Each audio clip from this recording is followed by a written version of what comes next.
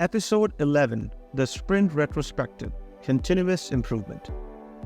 Welcome back. In today's episode, we will explore the Sprint Retrospective, a critical event where the Scrum team reflects on the sprint and identifies ways to improve.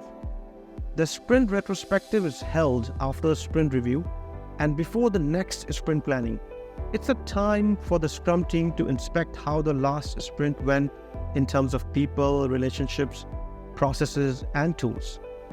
The goal of the Sprint Retrospective is to identify what went well and what didn't go well and what could be improved. It's about continuous improvement, ensuring that the team gets better with each sprint. The team might discuss things like, were there any obstacles that slowed down progress? Did we collaborate effectively? Are there any tools or processes that could be improved? Once the team has identified areas for improvement, they create a plan for implementing these changes in the next sprint. This might involve adjusting processes, improving communication, or addressing technical debt. The Sprint Retrospective is time-boxed to a maximum of 3 hours for a 1-month sprint. The team should leave the retrospective with a clear idea of how to improve in the next sprint.